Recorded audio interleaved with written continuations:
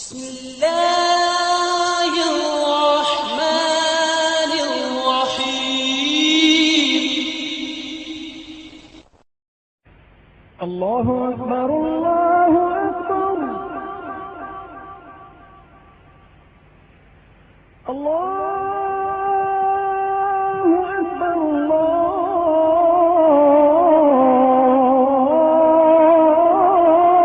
أكبر.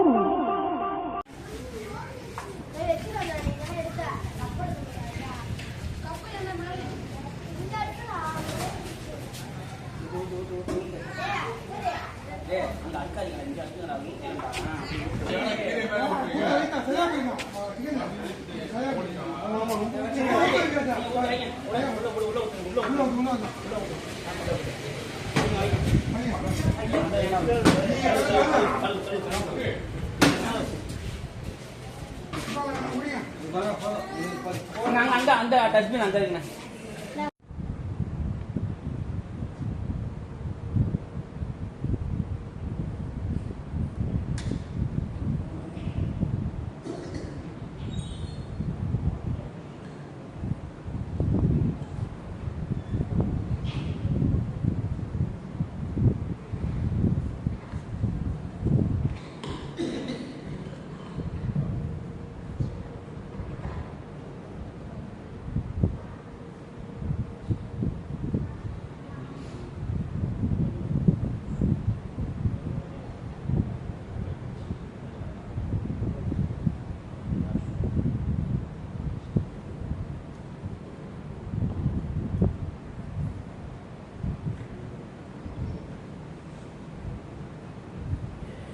الحمد لله رب العالمين والصلاة والسلام على سيدنا محمد وعلى آله وصحبه أجمعين. قال الله تعالى في القرآن العظيم والفرقان المجيد: أعوذ بالله من الشيطان الرجيم. بسم الله الرحمن الرحيم. ألم تر كيف ضرب الله مثلا كلمة طيبة كشجرة طيبة أصلها ثابت وفرعها في السماء تؤتي أكلها كل حين بإذن ربها ويضرب الله الأمثال للناس لعلهم يتفكرون. وقال النبي رسول الله صلى الله عليه وسلم: من نصب شجرة فصبر على حفظها والقيام عليها حتى تثمر فإن له في كل شيء يصاب من ثمرها صدقة عند الله عز وجل، أو كما قال عليه الصلاة والسلام.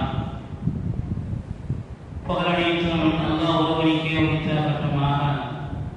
அல்லாஹ்வுடைய சாந்தியும் சமாதானமும் அவருடைய கருணையும் நம் காரிய நபி ரசூலுல்லாஹி ஸல்லல்லாஹு அலைஹி வஸல்லம் அவர்கள் மீதும் அன்னாரின் பரிசுத்த குடும்பத்தினர்கள், சத்திய சஹாபாக்கள், நித்திய தாபிஈன்கள், அம்பியாக்கள், அவுலியாக்கள், குறிப்பாக கொள்கையிற்கும் அனைவர்கள் மீதும் உண்டாவதாக. ஆமீன். புனிதமிக்கோர் நாளில், புனிதமிக்கோர் இடத்தில் நல்லதை சொல்வதற்கும் கேட்பதற்கும் நம்மையெல்லாம் அல்லாஹ் ஜல்லஷானஹு தஆலா என்று ஒன்றுபோல செய்திருப்பது போல் நாளை கியாமத் நாளையில் சுவனபூமிய வழியில் நாயகத்தின் மேனி ரசூலுல்லாஹி ஸல்லல்லாஹு அலைஹி வஸல்லம் அவர்களோடு வீட்டிற்கக்கூடிய நற்பேற்றினை நம் அனைவர்களுக்கும் நம்மை சார்ந்தவர்களுக்கும் தந்தர புரிவானாகவும். ஆமீன். கண்ணியத்திற்குரியவர்களே, அல்லாஹ்வுடைய அருள் கிருபையினால் அவருடைய அருளை தேடி அவருடைய பள்ளியை நாடி நாம் வந்திருக்கிறோம். கொலைகள் ஏற்படக்கூடிய அனைத்து நிகழ்வுகளிலும் ஒரு மோமினுக்கு பாடம் இருக்கிறது. அந்த அடிப்படையில் நம்மை சுற்றி நடக்கக்கூடிய நிகழ்வுகளையும் நமக்கு ஏற்படக்கூடிய நிலைகளையும் நாம் கவனித்து அவைகளில் பாடமும் படிப்பினை பெறுவதற்கும் கடமைப்பட்டிருக்கிறோம். வெயில் வாரி வதைத்துக் கொண்டிருக்கிறது. கோடை காலம் துவங்கி இருப்பதை நாம் அறிகிறோம். எங்கு பார்த்தாலும் கடுமையான வெப்பம். இந்த வெப்பத்திலிருந்து தப்பிப்பதற்கு பல்வேறு வழிகளை நாம் கையாளுகிறோம். ஒரு முஃமின் இந்த வெயிலை, இந்த வெப்பத்தை எப்படி அணுக வேண்டும், இதிலிருந்து அவர் எப்படி பாடம் படிப்பினை பெற வேண்டும் என்பதை நாம் சிந்தனைக்கு எடுத்துக் கொள்ள கடமைப்பட்டிருக்கிறோம். ஹஜ்ரத் பெருமானார் ஸல்லல்லாஹு அலைஹி வஸல்லம் சொல்வார்கள், நரகம் அல்லாஹ்விடத்தில் சொன்னது, அகலத்து பாதி பாலா, யா அல்லாஹ், என்னில் சிலது சிலரை சாப்பிடுகிறது. அவ்வளவு கொடூரமாக என்னுடைய அந்த நரக நெருப்பு கொடுத்துவிட்டு எடுத்து கொண்டிருக்கிறது. பசியினால் என்னில் சிலது சிலரையை எட்டியே சாப்பிடக்கூடிய அளவிற்கு அது கடுமையான பசியோடு இருக்கிறது என்று நரகம் அல்லாஹ்விடத்தில் முறையிட்ட பொழுது அல்லாஹ் தஆலா நரகத்திற்கு சொன்னானா, 2 மூச்சை நீ விட்டுக்கொள் என்று அதுக்கு அனுமதி கொடுத்தார். அந்த நரகத்தினுடைய மூச்சு காற்றுத்தான் உலகில் ஏற்படக்கூடிய கடுமையான வெப்பமும் உலகில் ஏற்படக்கூடிய கடுமையான குளிரும். இது நரகத்தினுடைய ஜுவாலையின் நரகத்தினுடைய வெளிப்பாடு என்பதை பெருமானார் ஸல்லல்லாஹு அலைஹி வஸல்லம் அவர்கள் நாம் அறிய தருகிறார்கள்.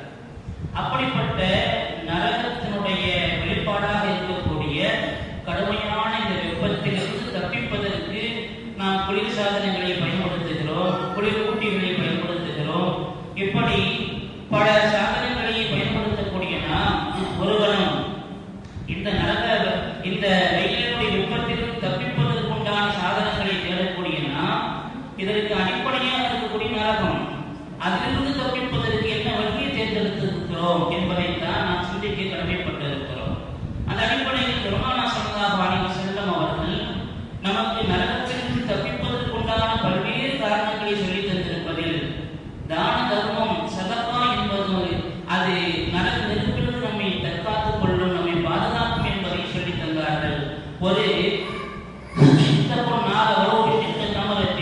ஒரு பேரிக்கம்பழத்தின் பகுதியாவது சதகாவாக தானமாக கொடுத்து நரக நெருப்பிலிருந்து உங்களை நீங்கள் பாதுகாத்துக் கொள்ளுங்கள் என்று சொல்வார்கள். அந்த அடிப்படையில் நரகத்திலிருந்து பாதுகாப்பதற்கு பல்வேறு காரணங்களில் தான தர்மமும் ஒன்று என்பதை நாம் கவனத்தில் கொண்டு அந்த தான தர்மங்கள் சதகாவுடைய நன்மைகள் எவைகளெல்லாம் இருக்கிறது என்பதையும் நாம் கவனத்தில் கொண்டு செயல்பட கடமைப்பட்டிருக்கிறோம்.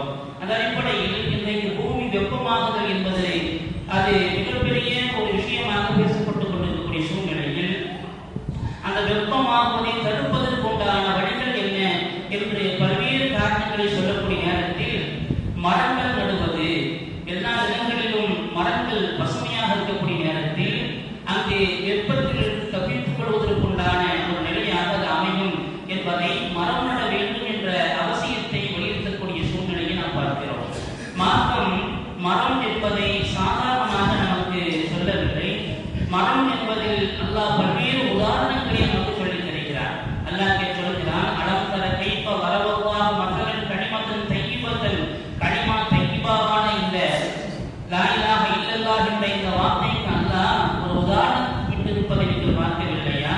அது கட்ட நேரத்தில் தையபத்தின் அது ஒரு நல்மணமிக்க நல்ல ஒரு மரத்தை போல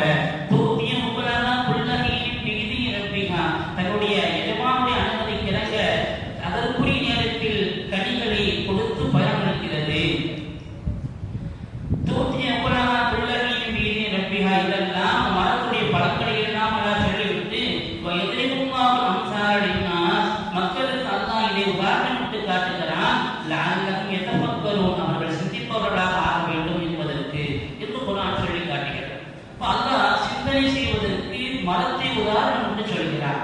மரம் சொல்வதாக அறிஞர் மக்கள் சொல்வார்கள், நீ மனிதா என்னை போன்று இருக்க வேண்டும். மனிதர்கள் எருமூனி பில் அஹ்ஜார், என்னை கண்ணால் அடிக்கிறார்கள்.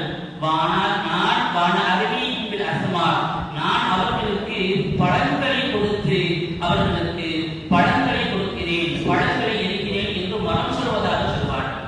பழங்களை வைப்பதற்கு மரத்தில் கல்லெடுத்து மரத்தை காயப்படுத்தக்கூடியவர்களுக்கும் கூட அந்த மரம் திருப்பி கண்ணன் அடிப்பதில்லை.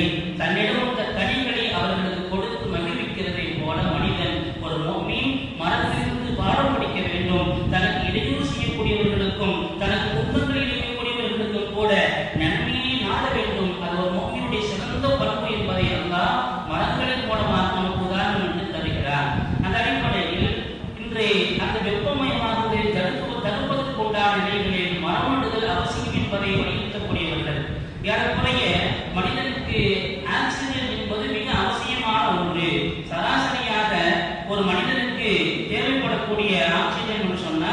ஒரு வருடத்திற்கு 260 பவுண்டு ஆக்சிஜன் ஒரு மனிதனுக்கு தேவை.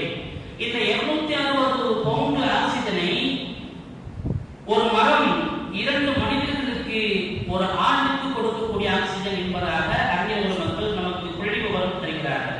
ஏறக்குறைய 1 ஏக்கர் இடத்தில் நடப்படும் மரங்கள் 18 மனிதர்களுக்கு தேவையான சுத்தமான ஆக்சிஜனை காட்டி கொடுக்கிறது என்று அறிஞர்கள் மக்கள் நமக்கு புள்ளி விவரத்தோடு தருகிறார்கள்.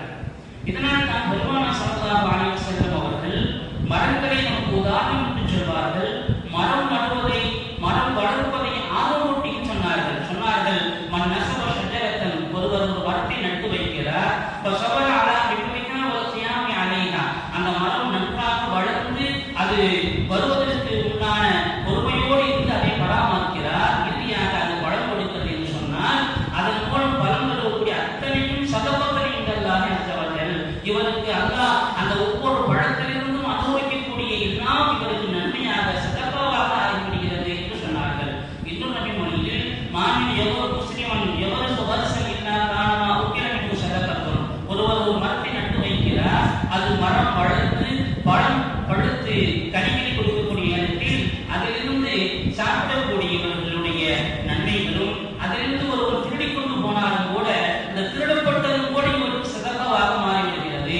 அதிலிருந்து ஒரு பழத்தை அதனுடைய விதையை எடுத்து ஒரு நட்டு வைக்கிறார் என்று சொன்னால் அதற்கும் உண்டான நன்மை இவருக்கு சதகாவாக அடைகிறது என்று சொல்வார்கள்.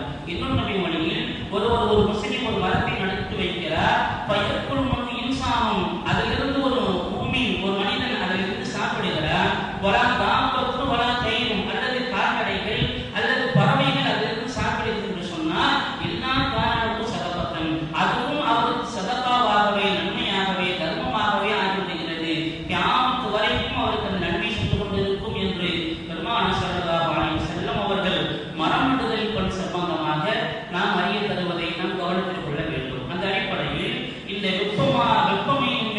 வெப்பமாகவே தடுப்பதற்கு உண்டான வழிகளில் ஆங்காங்கே மக்களுக்கு பலன் தரக்கூடிய நிழல் தரக்கூடிய மரங்களை நடுவது அந்த வெப்பமாகவே தடுக்கக்கூடிய விஷயங்கள் என்பதை நாம் கவனத்தில் கொள்ள வேண்டும். மார்க்கம் எந்த அளவுக்கு என்று சொன்னால் போர்க்களத்தில் யாரும் எந்த விதமான விதிகளும் செய்ய முடியாது. காரணம், ஒருவர் தன்னை அழிக்கக்கூடிய நேரத்தில் அவருக்கு தன்னை பாதுகாத்துக் கொள்வதற்கு பதிலுக்கு பகரமாக அவரை அழிப்பதும் வெட்டுவதும் என்பது போர்க்களத்தோடு நியதி. ஆனால் கூட பெருமானார் ஸல்லல்லாஹு அலைஹி வஸல்லம் நீங்கள் போர்க்களத்தில் சில விஷயங்களை கையாள வேண்டும் என்று சில காரியங்களை செய்யவே கூடாது என்று தடுத்தார்கள். அதில் சில விஷயங்களில் நீங்கள் போர்க்களத்துக்கு சென்றால் சிறுவர்களை கொலை செய்யக்கூடாது, பெண்களை கொலை செய்யக்கூடாது, பெரியவர்களை முதியவர்களை கொலை செய்யக்கூடாது என்று சொன்னவர்கள் அந்த ஊரில் உள்ள மரங்களையும் சேதப்படுத்தக்கூடாது, வெட்டக்கூடாது என்று தடுத்தார்கள். காரணம், அதன் மூலம் மனிதர்களுக்கு நிறைய பயன்கள் இருக்கிறது என்பதனால் பெருமானார் ஸல்லல்லாஹு அலைஹி வஸல்லம் அவர்கள் போர்க்களத்தில் செய்யக்கூடாத தடுக்கப்பட்ட விஷயங்களில் மரங்களை வெட்டுவதும் தடுக்கப்பட்டதாக சொல்லித் தருவதை நாம் கவனத்தில் கொள்ள வேண்டும். அதுபோன்றுதான் அவ்வப்போது ஆர்வமூட்டக்கூடிய பெருமானார் ஸல்லல்லாஹு அலைஹி வஸல்லம் மன்கால் சுப்ஹானல்லாஹ், யார் ஒருவர் சுப்ஹானல்லாஹ் என்று சொன்னாரோ குரிஸ்தஹு நஹலத்துல் ஜன்னா, அவருக்காக சொர்க்கத்தில் ஒரு மரம் நடப்படுகிறது என்று பெருமானார் ஸல்லல்லாஹு அலைஹி வஸல்லம் சொல்லிவிட்டு சொல்வார்கள். அந்த மரத்தினுடைய கிளைகளில் ஒரு இலையினுடைய துறையோரமே ஒரு போர் வீரன் குதிரையில் பயணப்பட்ட 1000 ஆண்டுகள் சென்றார். எவ்வளவு தூரம் செல்வானோ அவ்வளவு தூரம் அந்த மரத்தினுடைய ஒரு கிளை ஒரு இலையினுடைய நிழல் இருக்கும் என்றெல்லாம் பெருமானார் ஸல்லல்லாஹு அலைஹி வஸல்லம் மரங்களை பற்றி நாம் அறிய தருவார்கள். நமக்கு முன் வாழ்ந்த பெரும் பெரும் அரசர்கள், இஸ்லாமிய மன்னர்கள் இந்த மரங்களுடைய விஷயங்களில் மிகுந்த கவனம் செலுத்தியிருக்கிறார்கள். மாவீரன் திப்பு சுல்தான் என்று சொல்லக்கூடிய நம்முடைய நமக்கு முன்னுரமாக இருக்கக்கூடிய அரசர் இந்த திப்பு சுல்தான் கைதிகளுக்கு தண்டனை கொடுக்கக்கூடிய நேரங்களில் தண்டனையாக நீங்கள் ஒவ்வொருவரும் இத்தனை மரங்கள் நட வேண்டும், இப்படி மரங்களை நட்டு வைத்தால் நீங்கள் விடுதலையாவீர்கள் என்று கைதிகளுக்கு தண்டனையாக மரம் நடுவதை தண்டனையாக கொடுத்தார் என்றெல்லாம் நாம் வரலாறுகளில் பார்க்க முடிகிறது. இப்படி மரம் நடுவதன் மூலமாக ஏற்படக்கூடிய நன்மைகளும் அதனால் கிடைக்கக்கூடிய மனிதர்களுக்கு உண்டான பயன்களையும் நாம் அறிந்து செயல்பட கடமைப்பட்டிருக்கிறோம். அல்லாஹ் அதன் மூலமாக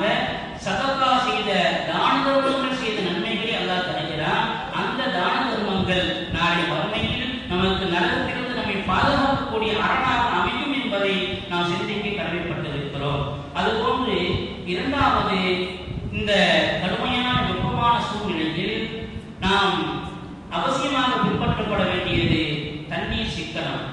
தண்ணீர் மிக அல்லாஹ்வினால் நமக்கு வழங்கப்பட்ட மிகப்பெரிய அருள். அந்த அருளான அருட்படையை மிகுந்த கவனத்தோடு நாம் செலவு செய்ய கடமைப்பட்டிருக்கிறோம். பெருமானார் ஸல்லல்லாஹு அலைஹி வஸல்லம் அவர்கள் ஒழு செய்வதாக இருந்தாலும் கூட நீங்கள் தண்ணீரை சிக்கனமாக பயன்படுத்த வேண்டும். நீங்கள் ஓடக்கூடிய ஆற்றில் ஒழு செய்தாலும் சரி, அங்கும் நீங்கள் தண்ணீரை சிக்கனமாக பயன்படுத்த வேண்டும். வீண் விரயம் செய்யக்கூடாது என்று எச்சரிக்கை செய்தார்கள். காரணம், இது அல்லாஹ்வுடைய மிகப்பெரிய அருளாக நமக்கு நீர் கிடைத்திருக்கிறது. ஏறக்குறைய உலகத்தில் 97.5% உப்பு நீராக இருந்தால் 2.5% தான் நமக்கு நல்ல தண்ணீராக அல்லாஹ் தந்திருக்கிறான். இந்த நல்ல தண்ணீரை பாதுகாப்பதும் அந்த தண்ணீரை சரியான முறையில் பயன்படுத்துவதும் சிக்கனப்படுத்துவதும் நமக்கு விதிக்கப்பட்ட கடமை என்பதை நாம் உணர்ந்து செயல்பட கடமைப்பட்டிருக்கிறோம். மனிதனுடைய உடலும் கூட நீரோடு அது சம்பந்தப்பட்டிருக்கிறது.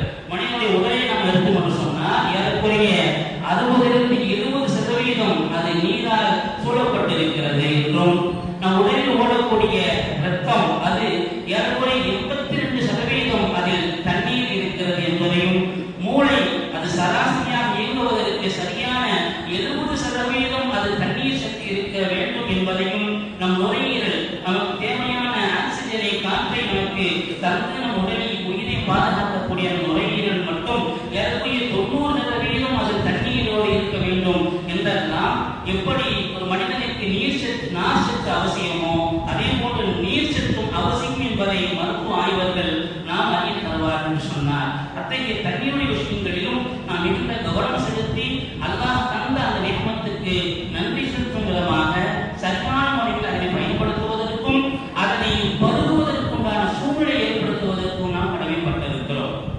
அண்ணல் பெருமானார் ஸல்லல்லாஹு அலைஹி வஸல்லம் அவர்கள் அறிய தருவார்கள், ஒரு நடத்தை கெட்ட ஒரு பெண்மணி அவர் தெருவழியை நடந்து சென்று கொள்ளக்கூடிய நேரத்தில் கடுமையான வெயிலின் தாகத்தினால் தண்ணீர் குடிப்பதற்கு அவர் கிணற்றுக்குள் இருந்து தண்ணீர் அருந்துகிறார்.